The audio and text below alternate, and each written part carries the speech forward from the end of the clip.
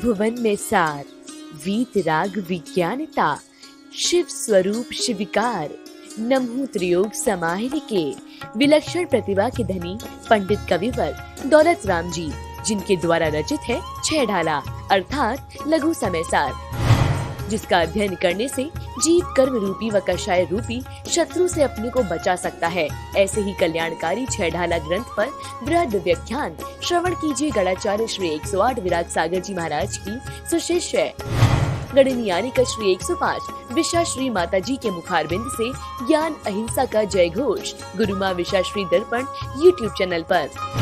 गुरु माँ के मंगल प्रवचनों का प्रतिदिन लाभ प्राप्त करने एवं पुण्यार्चक बनने के लिए संपर्क करें प्रशांत जैन जयपुर 9829153936, पंकजी पांड्या जयपुर संपर्क सूत्र 9280272256, राशि जमा करने हेतु बैंक विवरण।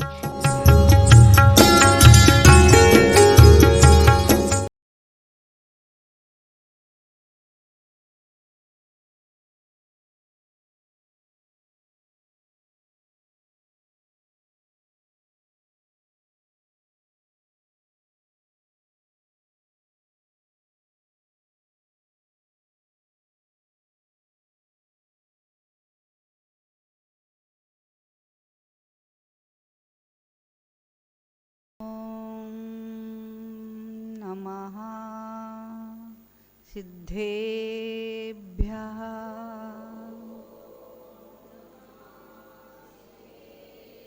ॐ नमः सिद्धेभ्यः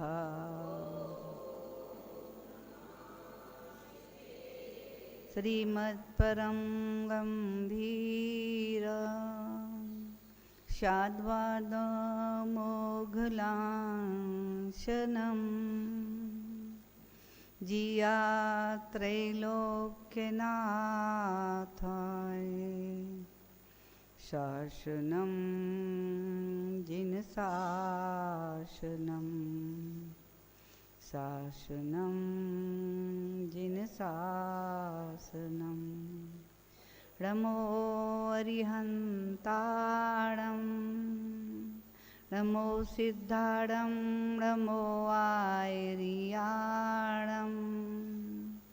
नमो वज्रायाणं नमो लोये सवसाहुणं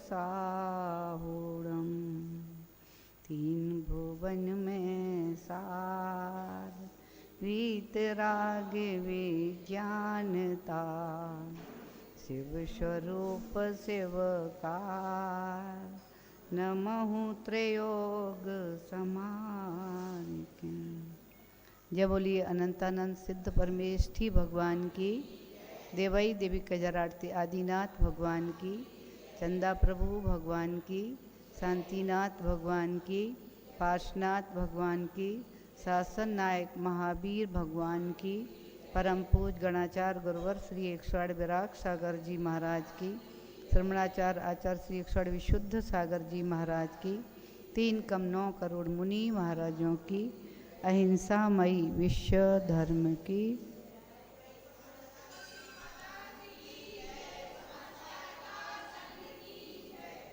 वर्तमान शासन नायक वर्धमान स्वामी की शासन में पार्शनाथ स्वामी की शरण निश्रा में हम सभी उनकी पावन अमृतमयी वाणी की कारस्पान छह ढाला के माध्यम से कर रहे हैं। जिन वाणी जगत कल्याणी है, जन जन को आनंद और मंगल देने वाली है, ऐसी माँ जिनवाणी का जो श्रद्धा भक्ति आस्था के साथ में अपनी कर्णांजलि से पान करके अपने हृदय आसन में विराजमान करता है, माँ जिनवाणी उसे 3 लोक के शिखर पर विराजमान करती है। ऐसा माँ जिनवाणी का हम सभी पर परम उपकार है। चर्चा हमारी विगत दिनों से दूसरी ढाल की चल रही थी, जिसके माध्यम से हमने संसार में भ्रमण करने के कारणों को जाना कि वे कौन से कारण हैं जिसका इन कारणों के कारण ही हमारा अनादिकाल से ये चतुर्गति भ्रमण चल रहा है। इसको विराम नहीं देंगे तो ऐसे ही भ्रमण चलता रहेगा। आज हमें विराम देने की शिक्षा लेना है। इसको हम कैसे रोकें? जो हमारा भ्रमण चल रहा है उसको हम कैसे रोकें? उसके लिए भी तीसरी ढाल के माध्यम से हम उनके उपाय को देखेंगे कि वे उपाय हमारे संसार भ्रमण को रोक सकते हैं। अभी तक तो हमने जिन कारणों से हमारा संसार में भ्रमण चल रहा है उनके बारे में जाना है।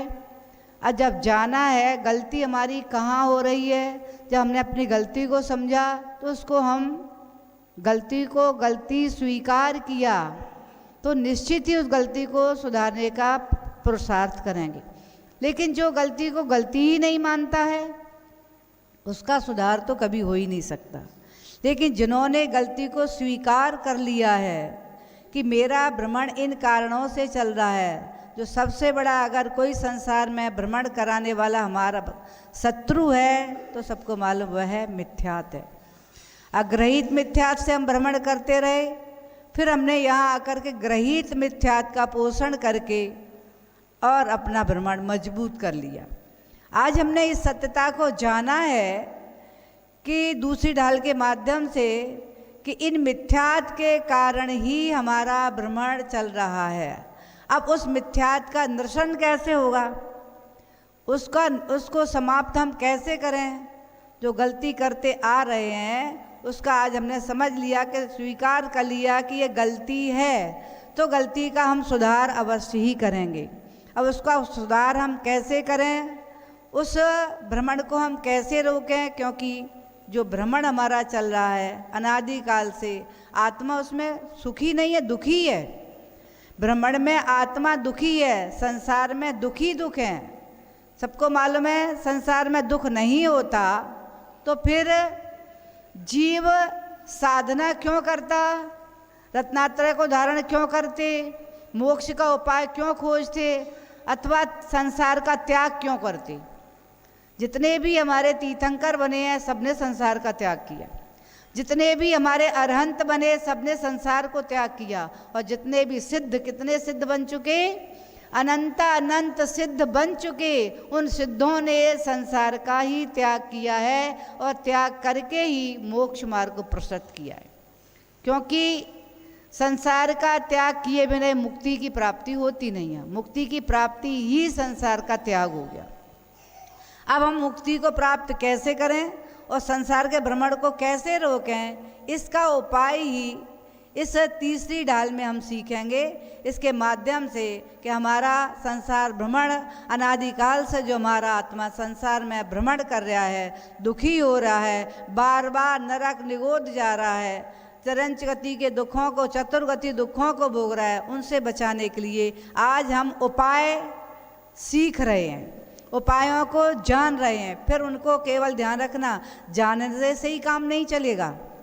जिनवाणी सुनने से केवल काम नहीं चलेगा, सुन करके गुनना आवश्यक है, यानी आचरण में उतारना आवश्यक है, तभी हमारा मोक्ष मार्ग प्रशस्त होगा।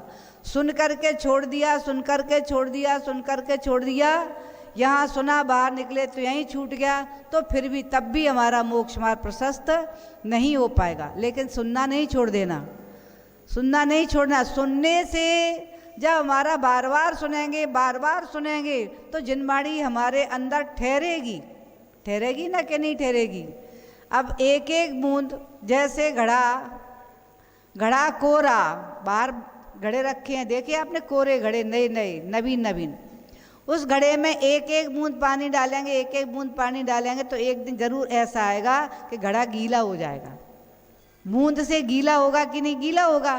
फिर डालते ही जाओगे तो वह घड़ा जल दिखना प्रारंभ होगा, फिर और दिखेगा तो और डालते जाओगे तो घड़ा भरेगा।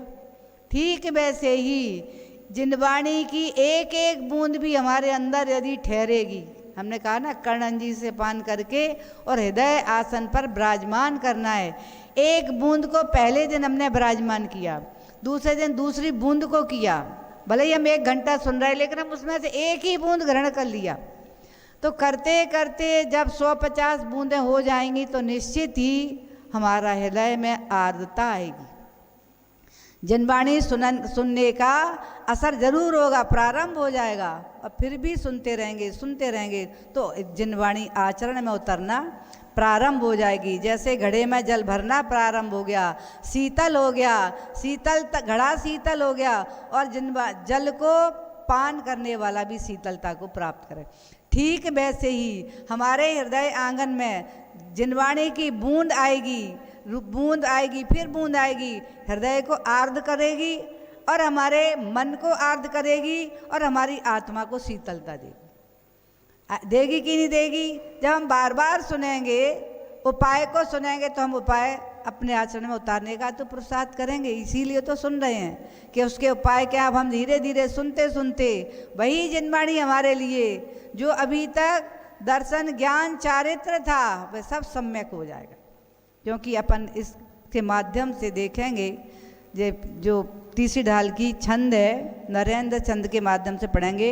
आत्म को हित है सुख सो सुख, आकुलता बिन कहिए, आकुलता शिव माहे न ताते, शिव मग लाग्यो चाहिए, सम्यक दर्शन ज्ञान चरण शिव, मगसो दुविध विचारो, जो सत्यारथ रूप सो निश्चय, कारण सो व्यवहारो।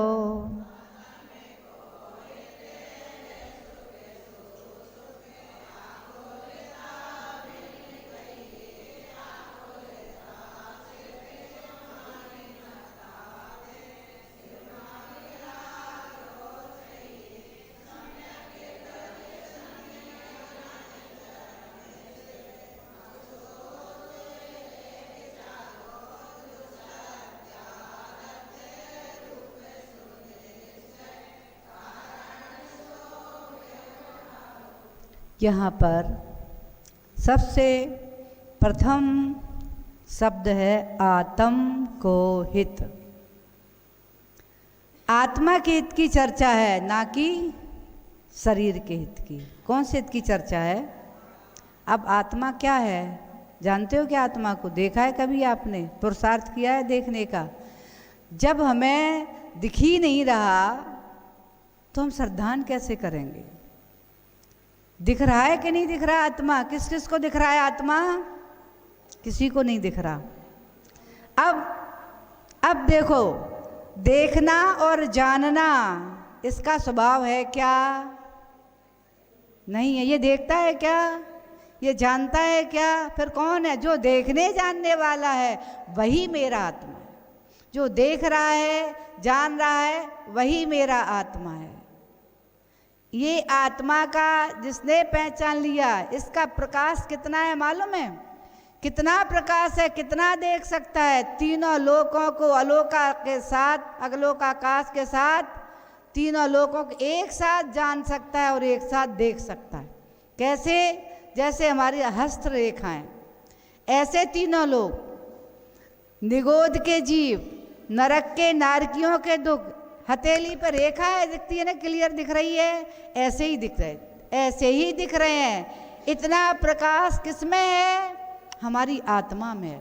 लेकिन कभी भी अंदर देखने का प्रयास ही नहीं किया। कभी देखने का प्रयास किया?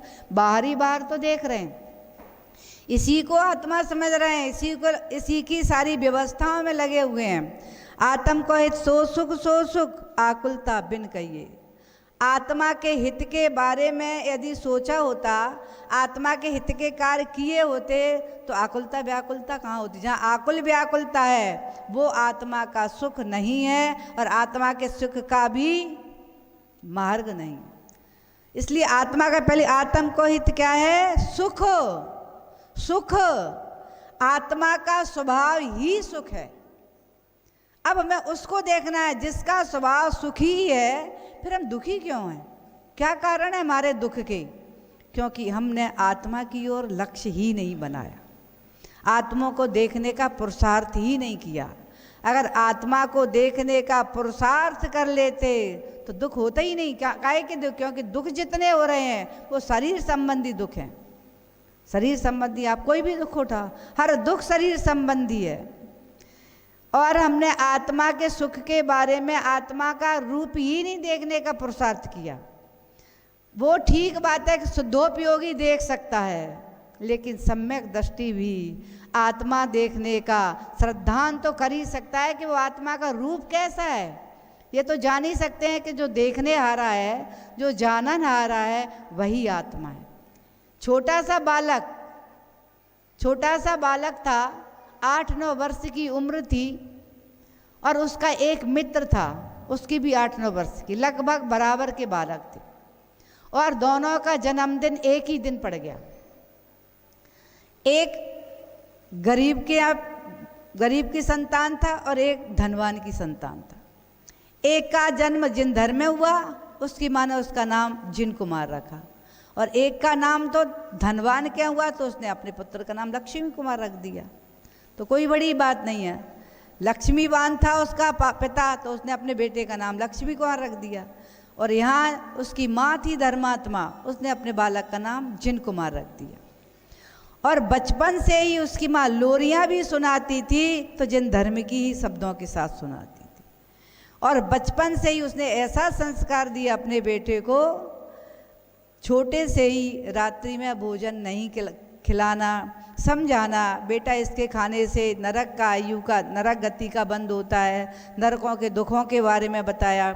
सुनाते सुनाते वो बचपन से ही इतना उसको जिन धर्म का ज्ञान हो गया था कि वह हर कार्य करते समय, कोई भी कहीं पितृ के यहाँ भी जाता था, रात्रि भोजन नहीं करना चाहिए, नरक गति का आश्रय बंद होगा, नरक में चला जाऊंगा। अभक्ष भक्षण नहीं करना चाहिए, नरक गति में चला जाऊंगा, और नरक के ऐसे ऐसे दुख हैं। अब आज उसका जन्मदिन था और उसके धनवान दोस्त का भी जन्मदिन था। उसका जो दोस्त मित्र था वो अपने गरीब जो उसका मित्र था उसके यहाँ मिलने आया, उसको बधाई देने आया, और वह अपने घर से एक मिठाई का डिब्बा लेकर के आया उसके लिए। इधर उसकी माँ बेटे को समझा रही थी, बेटा आज तुम्हारा जन्मदिन है और तुम्हारे मित्र का भी आज जन्मदिन है, देखो ना उसके घर पे कितना डेकोरेशन हो रहा है। बेटा बोला, माँ देखो ना मेरे दोस्त का है वो, उसके पूरे भवन के ऊपर कितना डेकोरेशन हो रहा है, शहनाइयाँ बज रही हैं उसके दरवाजे पर। माँ बोली, बेटा तुम्हारा घर भी कितना सुंदर है। बोला, कहाँ है माँ, देखो ना हमारा घर कच्चा है, दीवार कच्ची है, कैसा घर है।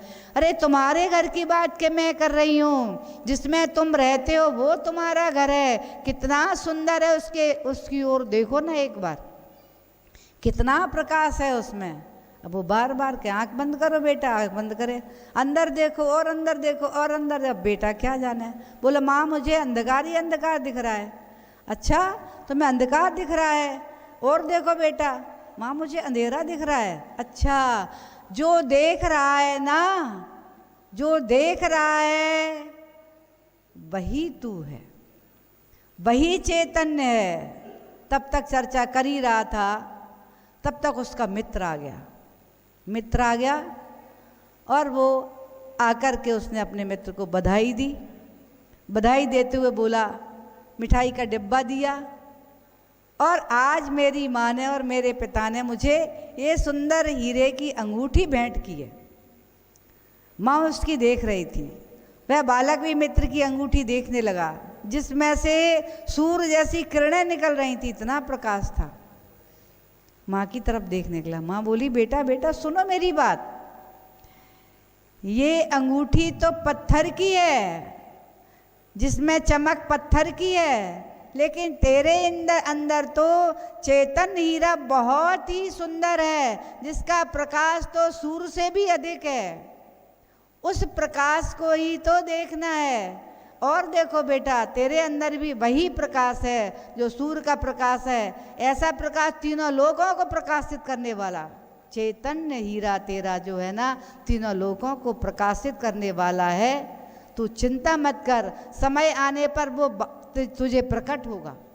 बस तू जैसे आज धर्म की साधना छोटा है, अभी तू 8-9 वर्ष का 9 वर्ष का हुआ है, तू जान रहा है, तूने जान लिया ना, अंधेरा दिख रहा है ना, वो अंधकार जो देख रहा है वही हीरा है तेरा, जो बाहर देख रहा है वही चैतन्य हीरा है। और जब तुम थोड़े बड़े हो जाओगे ना बेटा, वो तुम्हारा हीरा प्रकाशमान होकर के बाहर प्रकट होगा, तुमको भी प्रकाशित करेगा, तीनों लोगों को प्रकाशित करेगा, आनंद होगा। श्रद्धान कर लिया, क्योंकि ध्यान रखना श्रद्धान ही व्यवहार सम्यक दर्शन है। उसने माँ के मुख से जो जिनवाणी सुनी, माँ ने मेरी ने आज बताया है, चेतन हीरा बहुत सुंदर है, ये तो पत्थर का हीरा है, कब खो जाए, कब लुटेरे लूट ले जाएं, लेकिन मेरे अंदर जो चेतन हीरा है हमेशा हमेशा अनंत काल तक मेरे साथ रहने वाला है। और अपने आप को ऐसे संवारने लगा, इस हीरे को मैं संभाल करके रखूँगा और मैं इसे प्रकाशित करके ही रहूँगा, ऐसा मैं पुरुषार्थ करूँगा। रोज़ माँ उसकी चर्चा सुनाती थी, रोज़ यही बातें करती थी। धीरे धीरे बड़ा हो रहा था और उसके भाई जो था, मित्र था, वो बोला, भैया मित्र अब तुम हमारे घर चलो ना, हम तुम्हारे यहाँ आए थे मिलने, अब तुम हमारे घर चलो। अब वह बोला ठीक है, और वह भी उसके घर जाने के पहले माँ से बोला, माँ मैं क्या गिफ्ट दूंगा इसको, मेरे लिए ये मिठाई लेकर के आया है। अब बोला मैं इसको क्या दूंगा। माँ ने उसे एक छोटी सी पुस्तक दी, उसमें उसने केवल जो सीखा था, परमेष्टि क्या होते हैं, आत्मा क्या होता है, जीव किसे कहते हैं, वो ही लिखा हुआ था। और वह सुंदर कवर उसकी माँ ने चढ़ा करके अच्छा डेकोरेट करके और उसको दे दिया। वह ले जा करके उसने अपने मित्र को भेंट किया और भेंट करके चर्चा करने लगा। तब तक जैसे वहाँ पहुँचा और वहाँ पहुँच करके थोड़ी देर बाद ही उसके पिता की दृष्टि उसके हाथ पर पहुँच गई। हाथ पर पहुँची और उसने कहा, बेटा तुम्हारी अंगूठी में हीरा था, वो कहाँ चला गया। बोला, पिताजी मेरी अंगूठी में हीरा तो था, मैं अभी अपने मित्र के यहाँ गया था, मैंने दिखाया था, तब तो था, और अभी मैं घर में ही आया हूँ, माँ से मिलने गया हूँ अंदर, और ऊपर भी गया था और अपने मित्र को लेकर के ऊपर भी गया था, और यहाँ पर इस प्रांगण में हमारा आज उत्सव मनाया जाए, जन्मोत्सव, अब मैं यहाँ आया हूँ, लेकिन कहाँ गई अंगूठी का हीरा मुझे नहीं पता, कहाँ गिरा कहाँ गिरा कहाँ गिरा। अच्छा पिता बोले, तुम अपने मित्र के घर गए थे ना, मुझे लगता है वहीं गिर गया तुम्हारा हीरा। तब तक वो बैठा बैठा सुना रहा था अपने मित्र को कि आज तुम्हारे माँ ने हीरा दिया है, तुम्हारे पिता ने तुमको हीरे की अंगूठी दी है ना, मेरी माँ ने भी इससे भी कीमती हीरा बताया है मुझे। चर्चा कर रहा था, तब तक उसका पिता बोला उससे, उसके मित्र से, जिन कुमार जी तुमने हमारे बेटे का हीरा देखा है क्या। बोले, मेरे पास तो हीरा है। तुम्हारे पास हीरा है, कहाँ से है। मेरी माँ ने बताया है, बहुत अच्छा हीरा है, बहुत चमकता हुआ हीरा है, बहुत कीमती हीरा है। अब तो उसके तो यही धुन थी ना, मेरे पास हीरा है, मेरी माँ ने बताया, तो उसने कह दिया मेरी माँ ने बताया है। तो वो सोचने लगा, अब तो इसके घर ही गिरा है और इसकी माँ ने इसको बता करके अपने पास रख लिया। अब वो मन ही मन में उसकी माँ को बता दिया। माँ को भी क्रोध आ रहा था कि देखो इसके मित्र के यहाँ हीरा गिर गया, इसकी माँ ने रख लिया, इस बच्चे को अपने को बता दिया। ऐसी चर्चा चल रही थी, बहुत क्रोध में पिताजी उसका बहुत गुस्सा, क्रोध में आ गया कि वहाँ गए थे, तुम्हारा हीरा वहीं गिरा है, इसकी माँ के पास ही मिलेगा, इसकी माँ को बुलाया जाए। उसकी माँ को बुलाया। तब तक बहुत तेज गुस्से में उसके पिताजी बहुत गुस्सा कर रहे थे, इसकी माँ चोर है, उसने चोरी कर ली मेरे बेटे की हीरे की, उसने छुपा के रख लिया। और वो बेचारा सुन रहा था, उसको तो पता ही, उसको तो यही पता था हीरा यही होता है, मेरी माँ ने तो जो बताया हीरा, मैंने तो इसका हीरा लिया नहीं। वो सहमा डर कर के खड़ा रह गया। तब तक वो चिल्ला रहा था, तब तक उसकी माँ आ गई। माँ जैसे ही आई तो उसने सबसे पहले माँ से पूछने का प्रश्न ही किया था। इतने में उसकी माँ अंदर कमरे से आकर के दौड़ती हुई आई और बोली बेटे के पिता से, देखो देखो ये बेटे की अंगूठी का हीरा मिल गया, कहीं कमरे में गिर गया होगा, वहाँ कोने में पड़ा था। अब वह मन ही मन सोच रहा था, क्योंकि उसने उसके मित्र से पूछ लिया था सारा, तो उसने बता दिया था मेरी माँ ने बहुत सुंदर हीरा मुझे बताया है। सुन करके उसके सत्य समझ में आया कि इसकी माँ ने इसे हीरा क्या बताया या कैसे बताया है, उसकी समझ में आएगा। उसे अत्य अंदर से ग्लानि हो गई और उसकी माँ आके खड़ी हुई, उससे के सामने उसने हाथ जोड़ लिए। हाथ जोड़ कर के मन ग्लानि से भर गया, क्षमा मांगने लगा कि मैंने अभी तुम्हारे बेटे को भी डांटा और तुम्हारे बारे में भी मैंने बहुत बहुत गलत समझ लिया था। क्या हुआ, क्या गलत समझ लिया? हीरे के बारे। अरे हाँ, मैंने अपने बेटे को सुंदर हीरा बताया है, बहुत कीमती हीरे के बारे में बताया है। तो वो भी सुनने लगे। तब उसकी माँ ने जैसे ही बताया, मैंने अपने बेटे को बताया है कि चैतन्य हीरा जो है तेरे अंदर है, मेरे अंदर है, सबके अंदर है। जो इस हीरे को पहचान लेता है वही अपनी आत्मा को पहचानता है, वही आत्मा को परमात्मा फिर बनाने का पुरुषार्थ करता है। मैंने बेटे को समझाया था, पत्थर के हीरा तो खो सकते हैं, लूट सकते हैं, लुटेरे लूट सकते हैं, कोई उंगली भी काट सकता है, लेकिन हमारा जो हीरा है शाश्वत, हमारे साथ अनादिकाल से है, आज भी है, अनंत काल तक रहेगा। वह प्रकाशमान हीरा ऐसा है जो तीनों लोकों को प्रकाशित करने वाला है। सुन कर के उसके पिता ने हाथ जोड़ कर के नतमस्तक होकर के क्षमा मांगने लगा कि मेरे अंदर गलत फहमी हुई थी, मैंने गलत सोचा था। मेरे भी आज समझ में आया है कि पत्थर का हीरा कितनी संकलेशता, आकुल व्याकुलता दे सकता है, लेकिन हमारा आत्मिक हीरा हमें कितना आनंद दे सकता है। शायद आपके समझ में आ गया होगा ना। पत्थर के हीरे तो पत्थर के ही रहेंगे, जो आकुल व्याकुलता देने वाले हैं। खो गया तो आकुल व्याकुलता, पहने हो तो भी आकुल व्याकुलता, कहीं गिर नहीं जाए, कहीं खो नहीं जाए, कोई लूट नहीं ले, कोई छुड़ा नहीं ले, रखने में आकुल व्याकुलता, समाज सुधार में आकुल व्याकुलता। वो सुख शांति देने वाला नहीं है, वो तो आकुल व्याकुलता ही उत्पन्न कराने वाला है। इसलिए यहाँ पर क्या कह रहे हैं, आत्म को हित है सो सुख आकुलता बिन कहिए। आत्मा का जो आनंद है वो कैसा है, आकुलता रहित है। जहाँ आकुल व्याकुलता है वहाँ आनंद नहीं है, वो दुख का ही कारण है। लेकिन जहाँ आकुल व्याकुलता नहीं है वहाँ आनंद है। ध्यान रखना, एक गरीब भी आनंद में रह सकता है बिना आकुल व्याकुलता, और एक राजा और सेठ भी सुखी नहीं रह सकता आकुल व्याकुलता के कारण।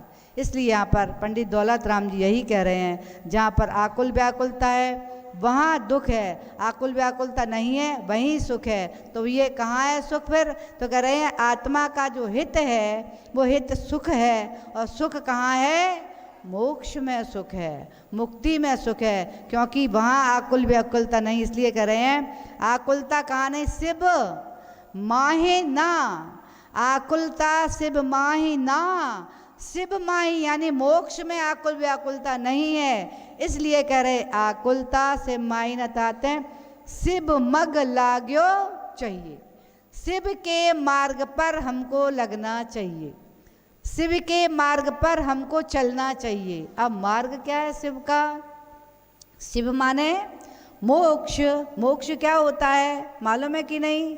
मोक्ष किसे कहते हैं, मोक्ष कहाँ है? पहले तो यही समझ लो, मोक्ष कहाँ है मालूम है कि नहीं? पहले तो ये बताओ, मोक्ष कहाँ है? हाँ, जोर से एक जन बोलो, कहाँ है मोक्ष? कोई नहीं बोल रहा। आप लोगों को मालूम है किसी को मोक्ष कहाँ है? हाथ ऊंचा करो, किसको पता है? आपको मालूम है, आप बोलिए कहाँ है मोक्ष? सिद्ध सलाप है। अब सुनो, मोक्ष सिद्ध सलाह पर नहीं है। सिद्ध सलाह तो सिद्ध सलाह है। अगर वही मोक्ष होता, आनंद मोक्ष का वही होता, तो निगोदिया जी ठसाठस भरा है सिद्ध सलाह पर। वे सब मोक्ष स्वामी होते, मोक्ष होते, सब सिद्ध होते कि नहीं होते? लेकिन वहाँ पर रहने वाले निगोदिया सिद्ध नहीं हैं, इसलिए वहाँ मोक्ष नहीं है। अब बताओ ना, सिद्ध करो कैसे वहाँ मोक्ष है? वहाँ सिद्ध रहते हैं, सिद्धों का रहने का स्थान है, वहाँ 3 लोक के शिखर पर ईशत प्रागवार भूमि में सिद्ध रहते हैं, सिद्ध शिला पर सिद्ध रहते हैं। लेकिन वहाँ पर इसलिए सिद्ध लोग कहते हैं, लेकिन सिद्धों का जो सिद्ध शिला पे आनंद सिद्धों को ही है, वहाँ के अन्य जीवों को रहने वालों को वहाँ का आनंद नहीं है। इसलिए मोक्ष वहाँ नहीं है, मोक्ष तो यही है। जो जिनको मोक्ष होता है उनको क्या सिद्ध शिला पर होता है मोक्ष? क्या नहीं होता। फिर कहाँ होता है मोक्ष? इसी संसार में ही होता है। सुना है कि नहीं? कोई सम्मेद शिखर से मोक्ष हो गया, किसी को हो गया और सिद्धों की भूमि पर मोक्ष वहाँ, इसीलिए वो सिद्ध भूमि हो गई और सिद्ध लोक में जाकर के विराजमान हो गए। तो इसलिए समझ में आ गया ना, मोक्ष कहाँ है, शिव कहाँ है, मोक्ष कहाँ है, यही है। शिव मार्ग कहाँ है, यही है। लेकिन रहने का स्थान ईसा पागवार भूमि सिद्ध शिला के ऊपर तनुवात वलय में सारे सिद्ध परमेष्ठी विराजमान हैं। अब कह रहे हैं यहाँ पर आकुलता शिव माई यानी शिव में नहीं, इसलिए शिव मग लागे चाहिए। अब वहाँ जाने का मार्ग, सिद्ध लोक में जाने का रास्ता कहाँ से है? रास्ता है कि नहीं है? कहाँ से जहाँ जाते हो आप, शिखर जी जाते हो तो रास्ता है कि नहीं है? गिरनारी जाते हो वहाँ का रास्ता है। ऐसे ही सिद्ध भूमि सिद्ध लोक में जाने का भी रास्ता है। तो यहाँ पर यही कि शिव मग रास्ता है, इसलिए कह रहे हैं शिव मग, शिव को पाने के मार्ग पर लग जाओ, चलो प्रारंभ करो चलना, तो निश्चित ही हम उस सिद्ध लोक में पहुँचेंगे। लेकिन मार्ग यही है, ध्यान रखना, मार्ग कहाँ है? यही है, रास्ता यहीं से है। और प्राप्त होगी सिद्धि की तो सिद्ध लोक में विराजमान हो जाए। इसलिए मार्ग यही है, मोक्ष भी यही है। मार्ग यहाँ है, क्या कौन सा मार्ग है? तो कह रहे सम्यक दर्शन ज्ञान चरण।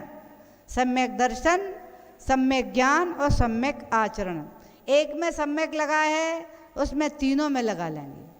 सम्यक दर्शन ही, सम्यक दर्शन ज्ञान चरण, मतलब सम्यक दर्शन, सम्यक ज्ञान, सम्यक चारित्र। अब सम्यक क्या है? सम्यक एक दीपक है जो तीनों को प्रकाशित करने वाला है। आचार्य उमा स्वामी ने क्या कहा है? सम्यक दर्शन ज्ञान चारित्राणी मोक्ष मार्ग। उन्होंने कहा है, अब आप सोच रहे हो 3 मार्ग हो गए मोक्ष के, एक सम्यक दर्शन हो गया, एक सम्यक ज्ञान हो गया, एक सम्यक चारित्र हो गया। 3 नहीं है, लेकिन मोक्ष मार्ग, तीनों की एकता मोक्ष मार्ग है। मार्ग एक ही है और इन तीनों को 3 अलग अलग हैं। सम्यक दर्शन अलग है, सम्यक ज्ञान अलग है, सम्यक चारित्र अलग है। जब तक ये अलग अलग रहेंगे तब तक मोक्ष मार्ग प्रारंभ नहीं होगा। जब तीनों एक साथ मिलेंगे, सम्यक दर्शन, सम्यक ज्ञान, सम्यक चारित्र एक साथ मिल जाएंगे, तब मोक्ष मार्ग प्रारंभ होगा। इसलिए क्या है यहाँ पे? सम्यक दर्शन ज्ञान चरण शिव मग, मग माने रास्ता, शिव का, शिव प्राप्त, शिवत्व की प्राप्ति का, मोक्ष की प्राप्ति का ये रास्ता मग है। सो दुविध विचारो, सबसे पहले तो सम्यक दर्शन, सम्यक ज्ञान, सम्यक चारित्र विशेषता है। मार्ग का तात्पर्य तीनों की एकता। पहले हमें एक करना है। अलग अलग सम्यक ज्ञान को दर्शन के साथ जाने चाहोगे तो मोक्ष की प्राप्ति नहीं होगी। सम्यक ज्ञान के साथ जाओगे अकेले तो मोक्ष की प्राप्ति नहीं होगी। चारित्र के साथ जाओगे तो भी मोक्ष की, तीनों एक साथ चाहिए। तीनों जब एक हो जाएंगे, मिल जाएंगे, तब मोक्ष की सिद्धि होगी। अब मिलाकर के उदाहरण से समझने का प्रयास करेंगे। जैसे साइकिल से कोई व्यक्ति अपनी मंजिल पे पहुंचना चाहता है, साइकिल पे बैठ कर के पहुंच जाएगा क्या? केवल बैठ गया पहुंच जाएगा क्या? नहीं पहुंचेगा। फिर क्या करेगा? हैंडल पकड़ेगा, हैंडल पकड़ेगा ना, पैडल चलाएगा। 2 पैडल चला रहा है, हैंडल है, लेकिन उसके पास कहाँ जाना है पता ही नहीं है, देख ही नहीं रहा, दृष्टि नहीं है आँखों से देखने की। क्या वो पहुँचेगा? नहीं पहुँचेगा। आँखों में रोशनी होगी, दिख रहा होगा। फिर उसके बाद में रास्ते का ज्ञान होगा।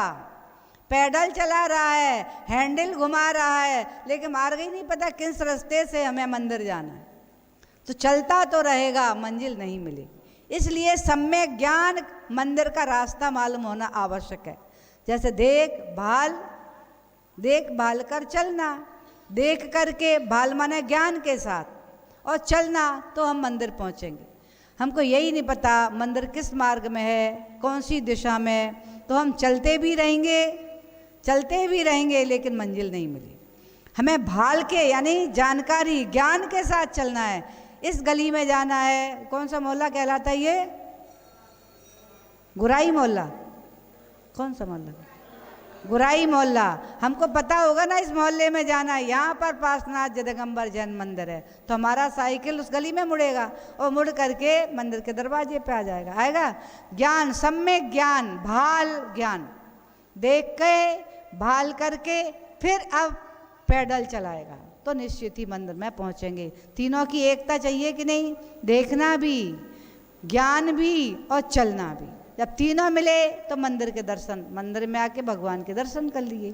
तीनों की एकता नहीं होगी तो हम ऐसे ही, हमारे तीनों की एकता, जैसे जंगल में तीन व्यक्ति थे, एक लंगड़ा था, एक अंधा था और एक आलसी था। आलसी प्रमादी, और जंगल में आग लग गई। अब लंगड़ा देख रहा था आग आगे बढ़ती जा रही, अंधा को दिख ही नहीं रहा था। लंगड़ा चल नहीं सकता था, अंधा देख नहीं सकता, और आलसी चल नहीं रहा था।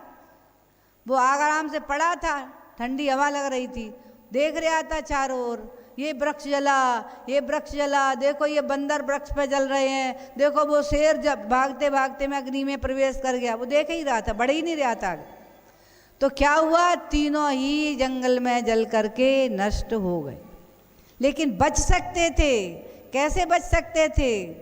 आलसी चलना प्रारंभ कर देता, अंधा लंगड़े के कंधे पर बैठ जाता, आलसी रास्ता बताता जाता, आंखें थी उसके पास, और अंधा उसको सहारा लेकर आगे बढ़ता जाता, तो तीनों जंगल के बाहर पहुंच सकते थे, बच सकते थे। लेकिन आलसी दूसरों को देखता रहा, देखो देखो वो मर गया, देखो वो बीमार हो गया, उसको कोरोना हो गया, वो एडमिट हो गया, वो वेंटिलेटर पे पहुंच गया, देख रहा है, अपने बारे में सोच ही नहीं रहा कुछ। जब बढ़ते बढ़ते ना व्यवस्था कर रहा है, ना देख रहा, ना कुछ सुरक्षा कर रहा है, बस देख रहा है। आलसी तो है, अपनी व्यवस्था नहीं करी उसने, तो वह भी मरण को प्राप्त हुआ। और अंधे लंगड़े को तो पता ही नहीं था मार्ग, तो वे तो जहाँ जा रहे थे, जैसे जा रहे थे, वहीं रास्ते में कोरोना के बीच में फंसते गए और उनको भी हो गया, तीनों मर गए। अब यहाँ पर समझ में आ गई पूरी बात, क्यों मरण हुआ सबका, क्यों जंगल में जले सब, तीनों बच सकते थे।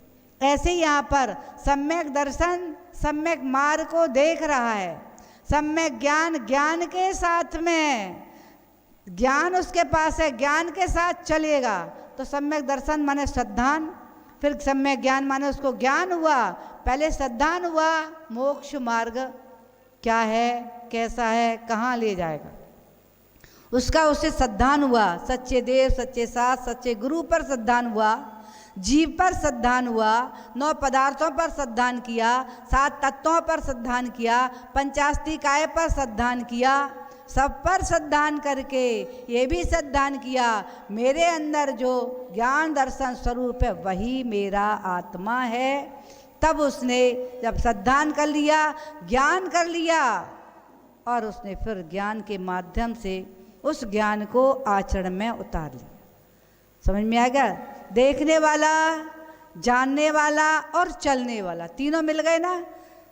श्रद्धा के साथ, ज्ञान के साथ चलना प्रारंभ हुआ, सम्यक दर्शन, सम्यक ज्ञान, फिर सम्यक आचरण के साथ तीनों मिलकर के मोक्ष मार्ग प्रारंभ हो गया। तीनों मिलकर के जो आगे बढ़ने लगे वो उस मोक्ष मार्ग पर चलना प्रारंभ हो गए। पहले सम्यक दर्शन समझ में आ गया, सम्यक ज्ञान समझ में आ गया। मैंने अभी बताया जिनवाणी की एक एक बूंद श्रद्धा के साथ, सम्यक दर्शन श्रद्धा के साथ एक एक बूंद को आचरण में उतारोगे तो तुम्हें सत्य की पहचान होगी। जब उतारोगे तो फिर आचरण में उतरेगा, वो उतरे ना आचरण में, तब उसको ग्रहण करके आचरण में उतार करके श्रद्धा, ज्ञान और चारित्र तीनों के साथ में जब अपने क्रिया को करना प्रारंभ किया, क्योंकि अभी तक हमें श्रद्धा नहीं थी, अभी श्रद्धा नहीं थी, लेकिन थी भी श्रद्धा तो कैसी थी, श्रद्धा भी थी, ज्ञान भी था और आचरण भी था, लेकिन उसमें क्या नहीं था? सम्यक नहीं था। श्रद्धा तो है, क्यों? किस पर श्रद्धा है? भोगों पर श्रद्धा है कि नहीं? भवन पर श्रद्धा है कि नहीं? भोजन पर श्रद्धा है कि नहीं? है ना? इसीलिए तो भोजन करते हो, पेट भर के शांति से सोएंगे, विश्राम करेंगे। पेट नहीं भरेगा तो भूखे रहेंगे। भोजन पर श्रद्धा है, भवन पर श्रद्धा है, यहाँ मेरी सुरक्षा रहेगी, इसलिए वहाँ श्रद्धा है ना? कर्णेंद्रिय पर श्रद्धा है, कभी कानों से बहुत सारी जो कहते वैसा सुन लिया, वही पर श्रद्धा हो गई। चाहे कुछ सुन रहे वही सुन के, किसी भी पिक्चर की स्टोरी सुन ली उसी पर श्रद्धा हो गई, ऐसा कोई नाटक देख लिया उसी पर श्रद्धा हो गई, जिनवाणी सुनी नहीं। तो श्रद्धा कैसी हो गई? मिथ्या श्रद्धा करते रहे, भोगों की वस्तुओं पर श्रद्धा करते रहे। शरीर की सुरक्षा इससे होगी, शरीर पुष्ट इससे होगा, ऐसे साबुन से शरीर सुंदर होगा, इस क्रीम से सुंदर होगा, इस साड़ी से सुंदर लगेगा, ये आभूषण से सुंदर लगेगा। यह सारी श्रद्धा वहाँ बनी रही, इसलिए शरीर को सुंदर बनाते रहे। ज्ञान वहाँ, ये कौन सा ज्ञान बना रहा? भोगों का जो ज्ञान हुआ, शरीर की सुरक्षा का जो ज्ञान हुआ, संसार के शरीर के द्वारा पंचेंद्रिय भोगों का जो ज्ञान हो रहा है, सब कौन सा ज्ञान है? मिथ्या ज्ञान रहा। सम्यक ज्ञान, इसलिए मैंने कहा ज्ञान था और चल भी रहे थे। सम्यक को हटा दिया, श्रद्धा भी है, ज्ञान भी है और आचरण भी है। सारी दुनिया चल रही है कि नहीं? चल रही है ना, श्रद्धा से चल रही है, ज्ञान भी है और आचरण भी है। जो भी कर रहे हैं अभी तक अनादिकाल से किया है, भवनों में भी रहे हैं, पंचेंद्रिय विषयों को भोग रहे हैं, दिल्ली स्टेशन पर घूम रहे, इधर उधर जा रहे, सब श्रद्धा ज्ञान चारित्र। लेकिन इसमें क्या नहीं है? सम्यक दीपक नहीं है, जो इनको सत्य दिख ही नहीं रहा। जैसे ही सम्यक शब्द आया हमारे समझ में आया, सच्ची श्रद्धा कहाँ, सम्यक श्रद्धा कहाँ? जिन धर्म पर, जिन आगम पर, जिन शास्त्र पर, जिन देव पर, जिन गुरु पर सम्यक सद जुड़ा, और आत्मा पर। अभी तक शरीर पर श्रद्धा थी, शरीर की देखभाल कर रहे थे, शरीर को संभाल रहे थे। लेकिन जैसे ही आत्मा पर श्रद्धा रहा, ये ही अजर अमर है, ये ही मैं हूँ, ये तो घर है, इसमें रह कर के हम अपनी आत्मा को पहचान सकते हैं, आत्मा को परमात्मा बनाने का पुरुषार्थ कर सकते हैं। क्योंकि इस भवन के बिना भी हम आत्मा को परमात्मा बनाने का पुरुषार्थ नहीं कर सकते। जब तक ये भवन सुरक्षित है तभी तक हम, अगर जीर्ण शीर्ण हो गया, फट टूट गया, तो भी नहीं साधना कर सकते। इसलिए इसको हमें अपनी आत्मा को परमात्मा बनाने के लिए इस भवन की आवश्यकता है, ऐसे ही इस शरीर को रहने के लिए इस भवन की भी आवश्यकता है। ऐसा भाव मन में, यही श्रद्धा भाव है। भवन इसलिए है, यहाँ मैं अपनी सम्यक दर्शन ज्ञान चारित्र को सुरक्षित करूँगा, क्योंकि टपकते हुए भवन में भी साधना नहीं हो पाई, टूटते हुए भवन में भी साधना नहीं होगी, पत्थर गिर रहे हैं इधर उधर से तो भी साधना में मन नहीं लगेगा। इसके लिए सुरक्षित भी आवश्यक है। वैसे ही ये भवन हमारा है, हमारी आत्मा को परमात्मा बनाने के लिए इसकी भी आवश्यकता है। इसके बिना भी हमारा आत्मा परमात्मा नहीं बनेगा। जितने भी आत्मा परमात्मा बने हैं सब इस भवन के माध्यम से ही बने हैं। लेकिन इस भवन में ही रुचि रखी, इस भवन में ही राग द्वेष करते रहे, तो भी भगवान परमात्मा नहीं बने। इसके बिना भी नहीं और इसके राग में भी नहीं। इसके प्रति राग, जब इसके प्रति राग छूटेगा तो फिर बाहर की जो संबंधी है सबके प्रति अपने आप राग द्वेष छूटेगा कि नहीं। जब हमें शरीर से ही मोह नहीं है तो शरीर से ही तो मिलने आते हैं सब। तुम्हारी आत्मा से कौन मिलने आता है? तुम्हारी आत्मा को कौन सुखी करना चाहता है? सब तुम्हारी आँखों को तृप्त करने वाली वस्तु हैं, तुम्हारी रसना इंद्रिय को तृप्त करने वाली वस्तु हैं, तुम्हारी कर्ण इंद्रिय को तृप्त करने वाली वस्तुएं हैं, तुम्हारी घ्राण और रसना इंद्रिय को तृप्त करने वाली वस्तुएं हैं। यही तो हैं, इसी को ही तो तृप्त कर रही हैं। क्योंकि हमने नहीं जाना था कि मेरी आत्मा की तृप्ति किस में। तो आत्मा की तृप्ति हमारी इस शरीर की भोगों की सामग्री से आत्मा तृप्त नहीं होगा। आत्मा तो तृप्त किससे होगा? किससे होगा? आत्मा तृप्त रत्नात्रय से होगा। वही रत्नात्रय सम्यक दर्शन, सम्यक ज्ञान और सम्यक चारित्र रूप है। ये हमारी आत्मा को तृप्त करने वाला है, यही आत्मा को परमात्मा बनाने वाला है। सम्यक दर्शन ज्ञान चरण शिव मग मोक्ष का मार्ग है, सो दुविध विचारो। अब इस मार्ग को कह दिया ये 2 प्रकार का। अभी तो यही तो सबसे बड़ा संकट हो गया। दुविध विचारो, ध्यान रखना, 2 प्रकार का मार्ग नहीं है, लेकिन 2 प्रकार से जानेंगे हम। कैसे जानेंगे? जो सत्यारथ रूप सो निश्चय, कारण सो व्यवहार। एक ही है, एक जैसे सत्यारथ, क्या कह दिया? सत्यारथ रूप, वह निश्चय। मंजिल हमारा आत्मा है। आत्मा के स्वरूप को जानना, आत्मा के स्वरूप को देखना, आत्मा के स्वरूप में लीन हो जाना, यही कह रहे सत्यारथ रूप सो निश्चय, सम्यक दर्शन यही है। अब कारण सो व्यवहार हो। अब इसको जानने के कारण चाहिए कि नहीं? कैसे जाना जाए? तो कारण व्यवहार है। व्यवहार अब समझ में आएगा, निश्चय और व्यवहार दोनों एक दूसरे के पूरक हैं। व्यवहार के बिना निश्चय किसी काम का नहीं, और निश्चय के ना व्यवहार किसी। जब आपने श्रद्धान किया कि मुझे ऊपर जाना है, महासुख मिलेगा, तो आप व्यवहार में चलोगे कि नहीं? सीढ़ियाँ क्या हैं? वो सीढ़ियों से ऊपर चढ़ना, यही तो व्यवहार है। सीढ़ियाँ इस छत पर जाने का व्यवहार है, और अगर मंजिल पे पहुँच गए वही निश्चय है। मंदिर से, घर से मंदिर आए, गाड़ी से आए, 2 व्हीलर से आए, साइकिल से आए, 4 व्हीलर से आए, टैक्सी से आए, जिससे भी आए, ये सब क्या था? व्यवहार। और मंदिर में प्रवेश किया, व्यवहार को छोड़ा कि छूट गया? गाड़ी को मंदिर में लेके आए कि भगवान के पास? 2 व्हीलर से आए या 4 व्हीलर से आए, उसको कहाँ छोड़ा आपने? गेट के बाहर ही छोड़ दिया। हे कह करके इसकी जरूरत नहीं है मंदिर में, यहीं छोड़ो, हे है। कब हे हुआ? जब भगवान के पास पहुँचे तो सारी वस्तुएं हे हो गईं। जिसमें आप बैठ कर के आए थे वो हे हो गया, जो जूते चप्पल पहन के आए थे वे हे हो गए, जो आपने वस्त्र पहन के आए थे यहाँ आकर के फिर दूसरे वस्त्रों को पहना भगवान की आराधना करने के लिए, वे भी हे हो गए। अब उपादेय क्या हो गया? भगवान की आराधना, भगवान का दर्शन, ये उपादेय है हमारे लिए। तो हे को, व्यवहार को छोड़ा कि छूट गया? छूट गया, अपने आप छूटता है। जैसे ही निश्चय की प्राप्ति होती है व्यवहार छूट जाता है। इसलिए ध्यान रखना, व्यवहार के बिना निश्चय हो सकता है क्या? प्राप्त हो सकता है? आप घर से भले ही पैदल आ रहे हो, पैरों से चल के आ रहे हो, मार्ग में चल के आ रहे हो, मार्ग छोड़ कर के ही मंदिर में आए कि मार्ग पे ही मंदिर पहुंच गया? रोड पे मंदिर पहुंचा कि आप मंदिर में आए?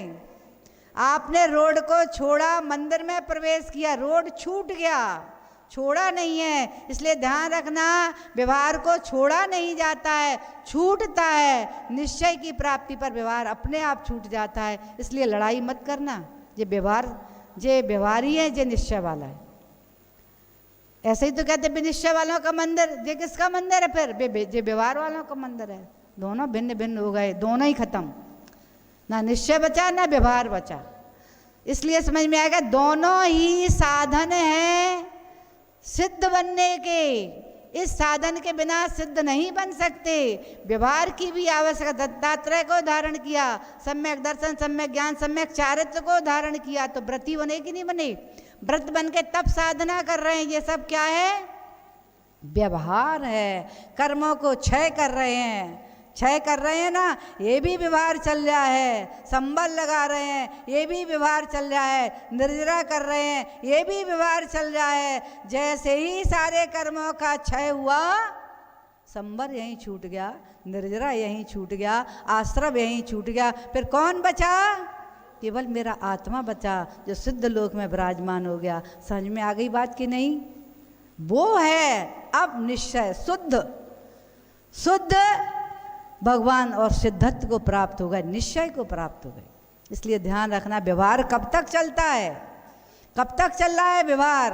तब तक चल रहा है जब तक केवल ज्ञान नहीं हुआ, तब तक व्यवहार ही सब चल रहा है। और फिर केवल ज्ञान होने के बाद में भी वहाँ पर भी समोषण क्या है? समोषण लगा है, वो भी व्यवहार चल रहा है। भगवान की बोल नहीं रहे लेकिन वाणी खिर रही है, लोग सुन रहे हैं। भगवान तो निश्चय में पहुँच गए, ना भगवान बोल रहे हैं, ना भगवान सुन रहे हैं, ना भगवान देख रहे हैं। निश्चय को प्राप्त हो गए, केवल आत्मा आत्मा में लीन हो गया। उन्हें किसी से लेना देना नहीं है, ना समोषण से मतलब है, ना किसी, ये तो सब व्यवहार की वस्तुएं हैं। अब समझ में आ गई, लड़ाई झगड़े तो नहीं करोगे अब निश्चय व्यवहार में। सबके समझ में आ गया ना, व्यवहार के बिना निश्चय नहीं होता, निश्चय के बिना व्यवहार नहीं होता, दोनों से के बिना मोक्ष मार्ग प्रशस्त नहीं होता, मुक्ति की प्राप्ति में आ कर रहे हैं। जो सत्यारह सूप सो निश्चय, सत्यारथ रूप की प्राप्ति हो गई वह निश्चय है। कारण सो व्यवहारा, ये सारे उसके कारण हैं। समझ में आ गई ना, ये कारण है, इनके बिना सिद्धत्व की प्राप्ति नहीं होगी, इनके बिना भी सिद्धत्व की प्राप्ति नहीं होगी। पक्षी है एक, हंस आत्मा है, लेकिन हंस के साथ में दो पंख भी होते हैं कि नहीं होते। हंस आत्मा उड़ेगा कैसे, कैसे सिद्धत्व की प्राप्ति करेगा, उसके साथ में भी निश्चय व्यवहार रूपी दो पंख चल रहे हैं। पंखों से हंस आत्मा उड़ेगा, एक निश्चय का पंख है, एक व्यवहार का पंख है। अगर व्यवहार का पंख कट गया तो हंस आत्मा उड़ पाएगा क्या? निश्चय के साथ में अकेले उड़ सकता है क्या? कैसे उड़ेगा? व्यवहार ही नहीं है तो यहीं पड़ा रहेगा। जब तक निश्चय व्यवहार के दोनों पंख नहीं होंगे, इन दोनों पंखों के बीच में जो हंस आत्मा है, ध्यान रखना, ये दो पंख निश्चय व्यवहार मार्ग हैं, इनके मार्ग से ही हंस आत्मा सिद्धत्व की प्राप्ति करता है। सबके समझ में आया, दो विध कह दिया, इसलिए ये दो प्रकार का निश्चय और व्यवहार दो होते हुए भी दोनों एक दूसरे के पूरक हैं, एक के बिना एक अधूरा है। जैसे एक पंख से हंस आकाश में नहीं उड़ सकता, ऐसे ही हमारा हंस आत्मा इन दो पंखों से ही उड़ता है, व्यवहार और निश्चय। समझ में आ गया? व्यवहार क्या है? व्यवहार क्या है? क्रिया, जो क्रियाएं चल रही हैं, सम्यक दर्शन ज्ञान चारित्र की क्रियाएं आचरण में जो कर रहे हैं, जो हम व्रत आदि लेकर के चर्या कर रहे हैं, सामयिक कर रहे हैं, स्वाध्याय कर रहे हैं, ध्यान कर रहे हैं, आहार चर्या कर रहे हैं, गमनागमन कर रहे हैं, तत्व की चर्चा कर रहे हैं, ये सब क्या है? व्यवहार है। अब कर्मों की निर्जरा कर रहे हैं, ध्यान कर रहे हैं, ये भी व्यवहार चल रहा है। जब आत्मा आत्मा में लीन हो गया, निश्चय में पहुंच गया, सारे कर्म क्षय हो गए, शुद्धत्व की प्राप्ति, शुद्ध निश्चय है। अब शुद्धत्व की प्राप्ति, शुद्ध निश्चय है। अभी तक अशुद्ध निश्चय नहीं चल रहा था। कब तक? ध्यान में बैठे हैं, अभी भी अशुद्ध निश्चय में चल रहे हैं। जैसे ही शुद्धत्व की प्राप्ति, शुद्ध निश्चय कब हुआ? केवल ज्ञान को प्राप्त कर लिया, शुद्धत्व की प्राप्ति हो गई। सिद्धत्व की प्राप्ति के लिए अभी फिर भी समोषण में ये भगवान अटके। अब जा कर के ये भी जब छूटेगा परम औदारिक शरीर, फिर सिद्ध शुद्ध सिद्धत्व की प्राप्ति हो जाएगी। अब सबके समझ में आया निश्चय क्या है? निश्चय क्या है? बताओ ना, क्या है निश्चय और व्यवहार क्या है? दोनों मोक्ष मार्ग हैं, दोनों ही मोक्ष मार्ग। एक नदी के दो किनारे हैं, एक किनारा अगर फटता है तो नदी बचेगी क्या? नदी फैल जाएगी, पोखरों में चली जाएगी, पूरी बाढ़ आ जाएगी। ऐसा ही तो हुआ था केदारनाथ में। क्या हुआ था? जो दीवार थी वहाँ से जल बहता था, वो फट गई और बिखराव आने से बाढ़ आ गई, खत्म काम। नदी बह रही थी, खत्म हो गई। ऐसे ही मोक्ष मार्ग पे आत्मा चल रहा है, व्यवहार रूपी पंख खत्म हुआ तो संसार में ही पड़ी रह गई। निश्चय रूपी पंख खत्म हुआ तो यही संसार में पड़ी रह गई। इसलिए ध्यान रखना, जैसे नदी के दो किनारे हैं, जैसे पक्षी के दो पंख हैं, इनके बिना पक्षी आकाश में नहीं उड़ सकता। कौन से आकाश में? शुद्धोपयोग के आकाश में नहीं उड़ सकता। नदी दो किनारों के बिना अपनी मंजिल सागर को प्राप्त नहीं कर सकती। ठीक वैसे ही हमारा आत्मा निश्चय व्यवहार के बिना सिद्धत्व और शुद्धत्व को प्राप्त नहीं कर सकता। इसलिए ध्यान रखना, मार्ग एक ही है, दो प्रकार से वर्णन किया है, एक व्यवहार मार्ग, एक निश्चय मार्ग। इन दोनों की एकता ही मोक्ष मार्ग है। इसलिए ध्यान रखेंगे, इसका झगड़ा नहीं करेंगे, इसके बारे में एक दूसरे को ये नहीं कहेंगे निश्चय वाला आ गया, ये व्यवहार आ गया, एक एक है तो मिथ्या दृष्टि। केवल निश्चय वाला है तो मिथ्या दृष्टि, केवल व्यवहार को मानने वाला है तो मिथ्या दृष्टि। जो दोनों को मान रहे हैं वही सम्यक दृष्टि है, उसी के पास ज्ञान है। क्या?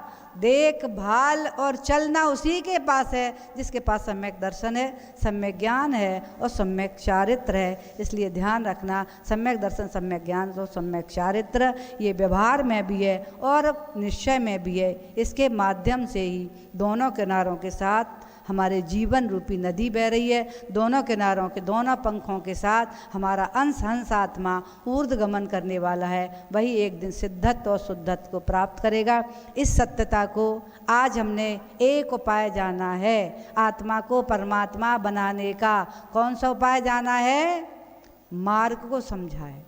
आज क्या समझा है? मार्ग को समझा है। मार्ग दो होते हुए भी दोनों एक साथ ही रहते हैं। इसी मार्ग से हमारा आत्मा परमात्मा बनने का पुरुषार्थ करता है। समझ में आएगा? नदी के माध्यम से, पक्षी के माध्यम से और एकता के माध्यम से। अभी मैंने आपको साइकिल के माध्यम से समझाया, और भी बहुत सारे माध्यम से समझ सकते हो। कोई भी आप शरबत कैसे बना, मगध कैसे बना, अकेला शक्कर अकेली मगध थी क्या? बेसन अकेला मगध का लड्डू था क्या? था क्या? घी अकेला मगध का लड्डू था क्या? नहीं था। जब तीनों मिले तो क्या बन गया? मध का लड्डू बन गया। बना कि बिना? शरबत कैसे बना? क्या शक्कर शरबत थी? क्या जल शरबत था? क्या उसमें रूह अफ़ज़ा आदि डाला वो शरबत था? सब मिले एक साथ, शक्कर भी मिली, जल भी मिला और नींबू भी मिला। नींबू शिकंजी बनाते हो ना, शिकंजी, तब क्या क्या मिलता है उसमें? नींबू शिकंजी नहीं है, शक्कर शिकंजी नहीं है, जल शिकंजी नहीं है। जब तीनों मिल गए तो क्या बन गया? शिकंजी बन गया। ऐसे ही केवल सम्यक दर्शन मोक्ष मार्ग नहीं है, सम्यक ज्ञान अकेला मोक्ष मार्ग नहीं है, सम्यक चारित्र अकेला मोक्ष मार्ग नहीं है। जब इन तीनों की एकता होती है तब मोक्ष मार्ग प्रारंभ होता है। सबके समय अब निश्चय और व्यवहार, इन दोनों के माध्यम से ही मोक्ष मार्ग प्रशस्त होता है। तभी हमारा आत्मा सिद्धत्व और शुद्धत्व को प्राप्त होता है। पहला उपाय आज सबके समझ में आ गया ना? भूलोगे तो नहीं, झगड़े तो नहीं करोगे, सम्यक ज्ञान, सम्यक दर्शन, सम्यक ज्ञान, सम्यक चारित्र की एकता को तो नहीं भूलोगे। जब तक सम्यक श्रद्धा नहीं होगा तब तक सम्यक ज्ञान भी नहीं होगा और सम्यक चारित्र भी नहीं होगा। श्रद्धा, ज्ञान, दर्शन है, सम्यक हटा दिया तो मोक्ष मार्ग नहीं है। जब उसमें सम्यक शब्द जुड़ेगा, श्रद्धान पहले जुड़ेगा, तब हमारा ज्ञान सम्यक होगा, तभी हमारा आचरण सम्यक होगा। इसीलिए सम्यक शब्द को दीपक की उपमा दी गई है। ये हमारे रूप को, हमारे तीनों को मिला करके प्रकाशित करने वाला है। अब सबके समझ में आ गया, मोक्ष मार्ग हमारा तभी प्रशस्त होगा। इसलिए यहाँ जो कह रहे थे, आत्मा का हित किसमें है? कहाँ हित है आत्मा का? सिद्धत्व को प्राप्त करने में, मोक्ष को प्राप्त करने में। अब मोक्ष समझ में आ गया ना? यही होता है मोक्ष, आनंद उसी में। वहाँ क्या आकुल व्याकुलता नहीं है, यहाँ आकुल व्याकुलता है ना। कभी शरीर में रोग की आकुल व्याकुलता हो रही, कभी भूख की आकुल व्याकुलता, कभी प्यास की आकुल व्याकुलता, कभी गर्मी की भी, कभी ठंडी की। ये आकुल व्याकुलता होती है कि नहीं? भोजन में भी आकुल व्याकुलता है। पेट भर गया तो बैठा ही नहीं जाता, बैठा नहीं जाता। सोने की इच्छा होती है, फिर हवा भी चाहिए, कूलर भी चाहिए। अब कूलर सुख देता, ठंडी आ रही है, अभी कूलर बंद करोगे तो उसमें भी आकुल व्याकुलता। इसलिए ध्यान रखना, इंद्रिय विषय जितने भी सुख भोग हैं उनमें सुख नहीं है, सुखाभास है। क्योंकि जो आकुल व्याकुलता देने वाला है, भोजन करके आते हो, अजीर्ण हो रहा है, किसी को पेट फूलने लगा, किसी को गैस बनने लगी, किसी को डायबिटीज बनने लगी, किसी हाई बीपी हाई होने लगा। ये सब किसका कारण है? ये भोजन सामग्री का ही कारण। भोजन में सुख होता तो फिर डायबिटीज क्यों होती है, फिर बीपी क्यों हाई होने लगा, सब क्या क्यों होने लगा, ये सब क्यों बीमार होने लगे? खाने से ही। ये जो हम भोजन उसके लिए खाते, पौष्ट के लिए, हमारा शरीर पुष्ट हो, लेकिन खाते खाते भी शरीर पुष्ट नहीं हो रहा, शरीर जर्जर हो रहा है। नहीं तो देख लो, बुजुर्गों को देख लो, और बुजुर्गों को अभी कल परसों ही तो उनका देहांत हुआ है। उनको देखा था, पहले भी देखा, आपने देखा हुआ, वे कभी युवा रही होंगी, बालिका रही होंगी, और फिर प्रौढ़ रही होंगी, फिर वृद्ध भी रही, और अब कैसी स्थिति हो गई। यही स्थिति ध्यान रखना तुम्हारी भी होने वाली है, सबकी होने वाले हैं। इस स्थिति से पहले, बनने से पहले, ऐसा हमारा शरीर हो, उससे पहले सम्यक सम्यक की ज्योति जला लेना, सम्यक दर्शन, सम्यक ज्ञान और सम्यक चारित्र के साथ में मोक्ष मार्ग अपना प्रशस्त कर लेना। वो दशा आने के पहले ही हम अपनी मोक्ष मार्ग को प्रशस्त करके और सम्यक दर्शन, सम्यक ज्ञान, सम्यक चारित्र तीनों के साथ में अपने मोक्ष मार्ग पर बढ़ना प्रारंभ करेंगे। व्यवहार से भी निश्चय पर श्रद्धा करेंगे, व्यवहार की क्रिया करना प्रारंभ करेंगे। हमारा मोक्ष मार्ग इस भव में नहीं पहुँचेंगे, प्रारंभ तो हो ही जाएगा, यहाँ से नहीं हो रहा, अगले भवों से, इस भरत क्षेत्र से नहीं जाएंगे तो ट्रेन चेंज करके चले जाएंगे। यहाँ से आप जब शिखरजी जाते हो तो टैक्सी से जाते हो, 4 व्हीलर से जाते हो, फिर कहाँ पहुँचते हो? या तो झांसी पहुँचते हो या मऊ पहुँचते हो, फिर वहाँ से ट्रेन बदलते हो ना, ट्रेन में बैठ। ऐसे ही यहाँ से कहाँ पहुँचना पड़ेगा? विदेह क्षेत्र, और वहाँ से सीधी ट्रेन जाती है, वहाँ पहुँच करके और वहाँ से सीधा मार्ग है, वहाँ से हम सभी मुक्ति को प्राप्त करेंगे, सिद्धत्व को प्राप्त करेंगे। आज भी ध्यान रखना, मोक्ष मार्ग बंद नहीं है, यहाँ से डायरेक्ट नहीं है, इनडायरेक्ट है। थोड़ा सा घूमना पड़ेगा तो अपन घूम के चलेंगे, इसलिए मोक्ष मार्ग आज से ही प्रारंभ कर देना, तो निश्चित ही अगले समय में 2-3 भवों में मुक्ति को प्राप्त कर लेंगे। जिसने निरतिचार साधना करके सम्यक समाधि से आज मरण कर लिया, 2-3 भवों में मोक्ष पहुंच सकता है, 7-8 भव में पहुंच सकता है, 32 भवों में नियम से मुक्ति को प्राप्त करेगा। फिर इस पंचम काल में नहीं आना पड़ेगा, ना छठवीं में आना पड़ेगा। अपन तो मोक्ष जाना है ना, तो इंतजार भी करना है, तो रत्नात्रय के साथ में सुंदर सुरक्षित स्थान पर इंतजार करेंगे। इसलिए आज सभी ने एक उपाय समझा है, सत्यारथ मार्ग को समझा, सम्यक ज्ञान, सम्यक दर्शन, सम्यक ज्ञान, सम्यक चारित्र को समझा, 2 विध, 2 प्रकार के मोक्ष मार्ग को समझा कि ये मार्ग तो एक ही है, समझ में आया? निश्चय व्यवहार दोनों एक दूसरे के पूरा पंख की तरह, नदी के किनारे की तरह, सम्यक दर्शन, सम्यक ज्ञान, चारित्र एक हैं, तीनों की एकता ही मोक्ष मार्ग को प्रशस्त करती है। ऐसी भावना के साथ जय बोलिए महावीर भगवान की।